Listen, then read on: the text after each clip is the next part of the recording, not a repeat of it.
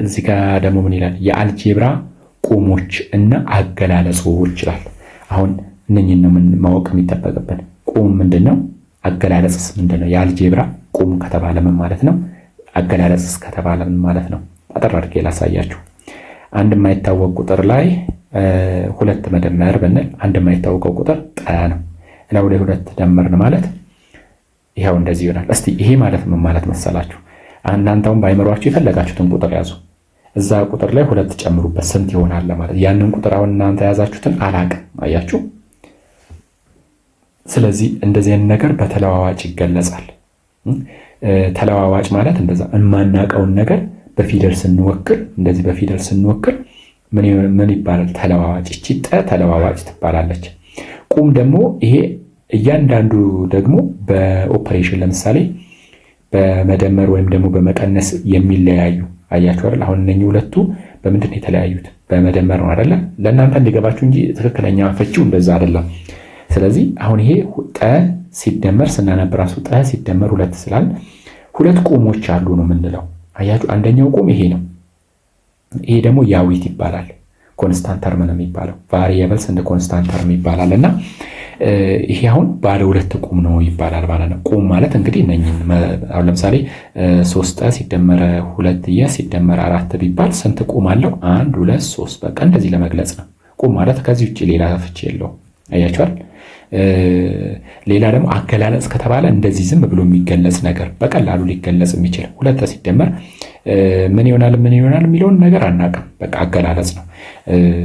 የአንድ ሰው እድሜ ለምሳሌ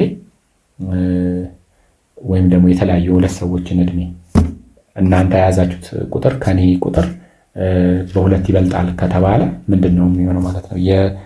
እንደዚህ ነው። የሲደመር 2 ይሄ ጠ እኩል ይሆናል የሲደመር 2 ቢባል ደግሞ ይሄ የእኩልነት አረፍተ ነገር ይሆናል።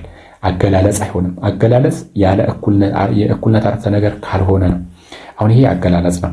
ጠ ሲደመር 7 እኩል ጠ ሲደመር 7 2 ጠ 2 ጠ ሲደመር 4 የ ሲቀነስ 8 ቢባል ዝም ብሎ እነኛውን አገላለጽ ናቸው። ዝም ብሎ የተገለጹ ናቸው። ዝም ብሎ የተገለጹ የእኩልነት አረፍተ ነገር አይደል። እኩልም ይሆናል ምልክት የለበትም። አያችሁ አይደል? አገላለጽ ከተባለ እንደዛ ነው። ግን ይሄንን እኩል ይሆናል 5 ቢባል ይሄንን አያችሁ አይደል? እኩል ይሆናል 5 ይሄ እኩል ይሆናል 8 ይሄ እኩል ይሆናል 9 ይሄ 10 ይሄ እኩል ይሆናል 1 ይሄኛውን ደግሞ እኩል ይሆናል 15 ተብሎ የጠ ዋጋ ቢሰጣቸው አሁን የጠ ዋጋ ቢሰጣችሁ ለምሳሌ የጠ ዋጋ 1 ቢሆን የዋጋ ስንት ይሆናል ተብሎ እንደዚህ ከተጠየቃችሁ ይሄ የእኩልነት አረፍተ ነገር ይባላል። ለምን? እዚህ ጋር የእኩልነት ምልክት ስላለች አገላለጽ አይሆንም። አገላለጽ የሚሆነው ይሄ ሲወገድ ነው ማለት ነው። ይሄ ብቻውን ነው አገላለጽ የሚሆነው። ግን አጠቃላይ እንደዚህ የእኩልነት ምልክት ካለው ምን ይሆናል? የእኩልነት አረፍተ ነገር ይባላል ማለት ነው። ይሄኛውም እንደዛው።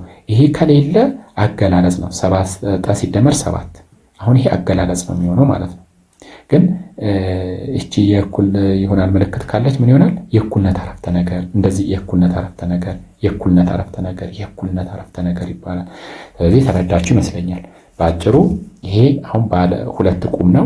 ይሄኛውም ባለ ሁለት ቁም ነው። በአገላለጽ ነው። ቁም የሚቆጠረው በአገላለጽ ከሆነ ነው። የእኩልነት ላይ አይቆጠርም። ገብቷችኋል? የእኩልነት ላይ አይቆጠርም። በቃ እነዚህ አሁን ይሄንን እነኝን አሁን ቁሞቹን ቁጠሩ ከተባላችሁ 1 2 አንድ ቁም ብቻ ነው ያለው እንላለን። ምክንያቱም የእኩልነት አረፍተ ነገር ላይ ቁም አይቆጠርም።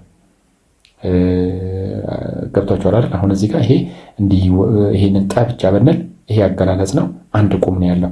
ይሄኛውንም ማስወገደን እንደዚህ ስንት ቁም ነው ያለው? 1 2 3 ገብቷችኋል አይደል? ይሄ ቁም የሚቆጠረው አገላለጽ ላይ ነው እንጂ የእኩልነት አረፍተ ነገር ላይ አይደለም ማለት ነው። ምንም ችግር የለውም። አሁን እኮ ለምንድን ነው የእኩል ይሆናል ምልክት ቢኖርስ ምን ችግር አለው ብትሉ ምንም ችግር የለውም። በኋላ ላይ ይሄኛውን ስትሰሩ ይሰበሰባል። አሁን በኋላ ላይ ምን ትማራላችሁ? ቁሞችን መሰብሰብ፣ ተመሳሳይ የሆኑ ቁሞችን በመሰብሰብ አሁን ለምሳሌ 2 ጠ ሲደመር 4 ሲደመር 8 ጠ ቢባል ሲደመር 2 የ ሲደመር 1 ጠ እዚህ ጋር 1 ጠ አይባልም። ጠ ብቻውን ብንል አያችሁ። አሁን ይሄን እዚህ ጋር ጠ አለ፣ እዚህ ጋር ጠ አለ፣ ይሄ ጠ አለ። አሁን ጠ በግ ብላችሁ ብትወስዱ እዚህ ጋር አሁን ጠ በግ ከሆነ አናቅም አይደለ? ተለዋዋጭ አይታወቅም ብለናል። 2 በጎች ሲደመር 8 በጎች ሲደመር 1 በግ እንደማለት ነው። አሁን የበጎችን ድምር ስንት ይሆናል? 11 ጠ እንላለን። ሰበሰብን ማለት ነው። ይሄ አሁን ምን ይባላል? ቆሞችን መሰብሰብ ነው የሚባለው። በኋላ ላይ ነው የምትማሩት። ገብቷችኋል? በኋላ ላይ ነው የምትማሩት እና በአጠቃላይ የ5ኛ ክፍል ትምህርት እንግዲህ ይሄ የአልጄብራ ቆሞችና አገላለጾች የሚለው ሀሳብ ይሄንን ይመስላል።